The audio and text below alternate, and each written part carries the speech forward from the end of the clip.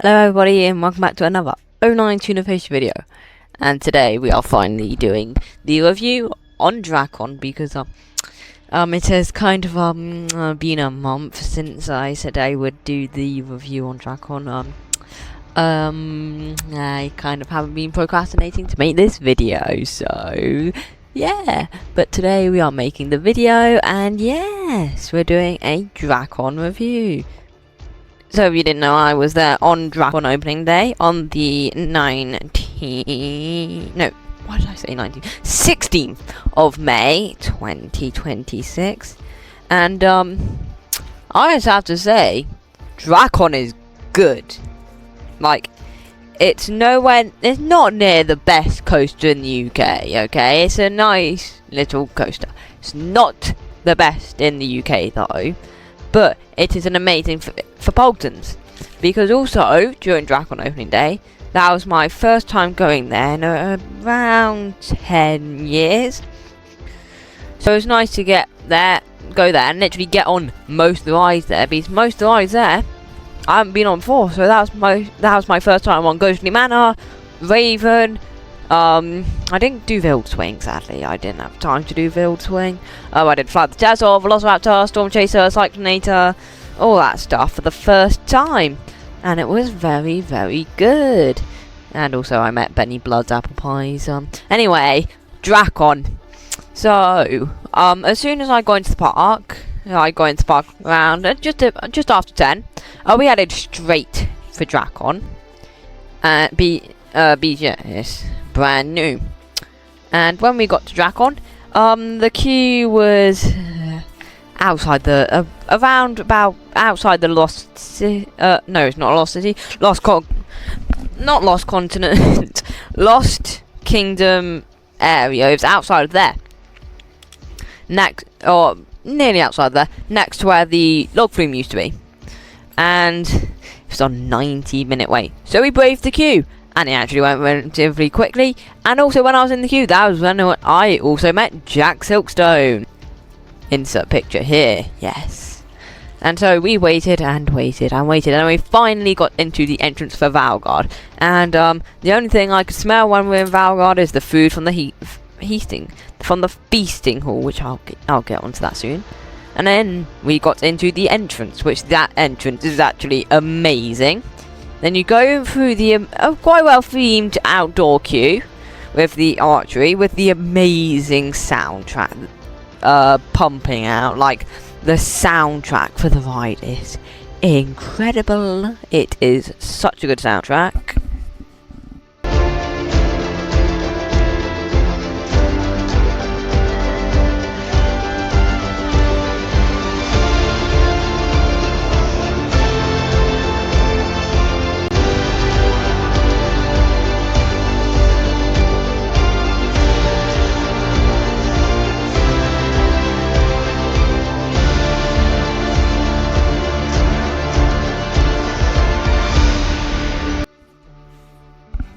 And yeah, it is so good. And then you enter the building, and all you can smell in there is just wood. And yeah, for some reason there's a charger in there, outlet in there. I don't know why that's there. But yeah, it's a little queue. And then you head into another room, which has a screen which shows two videos. One of them is like boarding instructions. And one of them is just like a cool little video, you know, about Valgard. And yeah. And then you head into another room, which is the station building. The actual station is quite tall. It's pretty high up there. And it's got a nice little dispatch sequence. Like, it's not the best one in the world, but they did it, okay? They didn't have to do it. And so my first ride on... Actually, no, both my rides on Drakon were at the front left. And from what I've heard, the back is better, but I haven't ridden the back. Yeah. And yeah. So we get on the ride, and then you get the dispatch sequence, and then you go through the first tunnel part, which is quite well themed. You've got the smoke effects, you've got like the props and stuff, and then when you're about to go up the little, you look up and there's a dragon in a crate. Now, I didn't know that was coming, so that was actually quite cool that they got an animatronic in there. Then you latch onto the lift, the sheep start spinning the wheel, and you head up the lift. And then you go down the beyond vertical drop, and head into the S-Hill over Raven, which is really cool. When I actually went on Raven, we nearly got a duel with Drakon. And then you head into the step up underflip, and which is actually pretty good. And then you head into a turn, into another S-Hill, and then you head into a turn, into the stall. Now the ride is pretty forceless, but that's not a bad thing, because this is someone's first inversion coaster. You don't want it to be overly forceful. That's what's good about it being forceless. Most of the ride is forceless, apart from this stall. You get so much hang time on that stall, like, it is crazy. It is actually a really good stall, one of the best in the UK. Not like there's many stalls, but yeah, it was Gerstlauer's first stall, which I think they did pretty good with it. And yeah, and then you turn, and then you go into the brake run. It's a very short layout, but it is the perfect fit for Poltons, because Poltons is like a theme park for families to visit, and so this coaster is literally my first inversion coaster.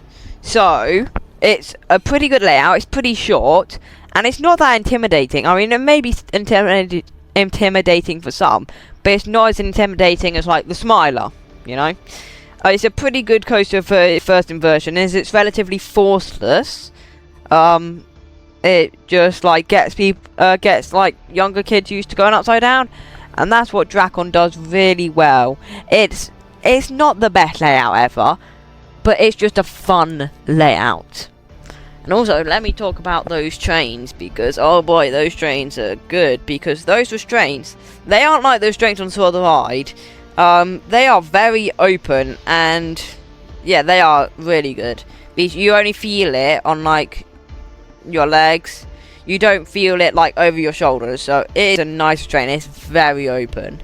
And also the ride, it's got that Gerstlauer jolt, you know. It's a bit jolty, but that's to be expected because it's a Gerstlauer. But it's not rough. It's very smooth for a Gerstlauer, and knowing Poltons, they will keep it that way. And so yeah, that brings me to the end of this online Tuna Fish video. If you guys did enjoy the video, please hit that like and subscribe button. That would be greatly appreciated. And I will see you all in the next 09 Tuna Fish video. Goodbye.